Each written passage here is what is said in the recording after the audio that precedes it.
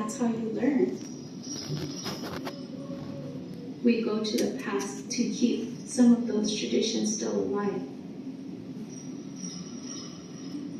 My grandmother, she was a potter.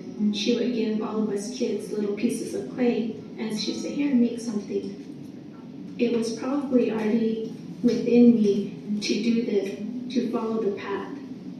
Push some of this clay, but it was a lot of it was watching her. We do know and recognize Mesa Verde as one of our ancestral sites. That's where our people came from. And as they migrated down, they carried that knowledge of potting with them, that knowledge of the clay. Pottery was used every day and was an important trade item that connected our ancestors to the larger world. Native artists still use designs from ancestral pottery and rock art. You would see the bear paw. You would also see kiva steps. Those are things that I've seen. The water serpent is common in Santa Clara pottery.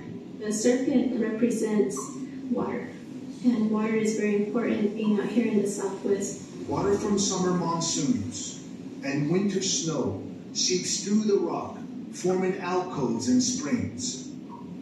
The ancestors stored water in pottery, gourds, and tightly woven baskets. They learned to grow crops in this arid landscape, building dams and reservoirs to collect water. Mesa Verde was a relatively good place to farm. The mesa top is angled to the south, so it receives more rain and direct sunlight. It also catches rich wind-blown soil that blows in from the southwest. Our ancestors were provided with guidance about understanding and respecting the natural landscape, the land, the water, all of the plant life and animal life. The ancestors hunted deer, bighorn sheep, and small game. They raised turkeys and grew corn, squash and beans, and gathered wild plants, including rice grass, berries, and potatoes. The land provided what they needed. Extensive trade networks brought other goods including cotton, salt, obsidian, feathers, shells, and turquoise. Our ancestors left us with a deep understanding and respect for the land. Our life ways and beliefs are centered on relationships to each other, to the environment, to plants and animals. It's a cycle of reciprocity.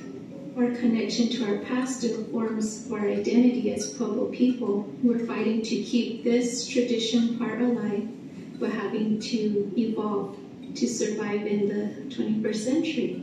I have to get an education, I have to know how to drive a car, I have to know how to use a computer in order to function in this other world. So we're walking in two worlds. Archaeological evidence shows that our ancestors adapted to drought, population growth, and other environmental and social change. But near the end of the 1200s, they began to migrate from this area. People stayed at Mesa Verde longer than many of the surrounding communities, but over time they moved from here too. That was a crucial time in the migration of our people, where many things had to occur at this place before our people, our ancestors, could move on. This wasn't a break in history, but part of it. Tribal community members and archaeologists believe extended drought, diminishing resources, and social upheaval may have contributed to the ancestors' decision to go. Our oral traditions teach that the ancestors learned what they needed here, and it was time for the next step in their journey.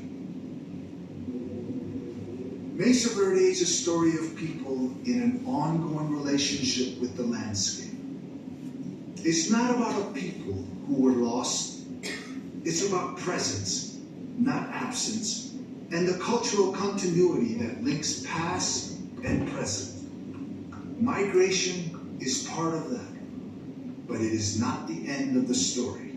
We still practice the same traditions that we had back then. The languages may have changed, but we still have that heart that was there then within us now. Today, park visitors from all over the world find their own connections to this place. Mesa Verde National Park, preserved for all people to experience. For us, it is a sacred place. We hope you visit with respect, reverence, and wonder.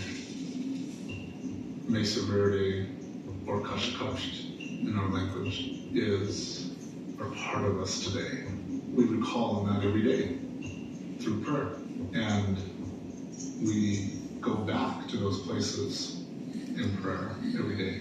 We may have traveled hundreds of miles away from Mesa Verde, but we're still here.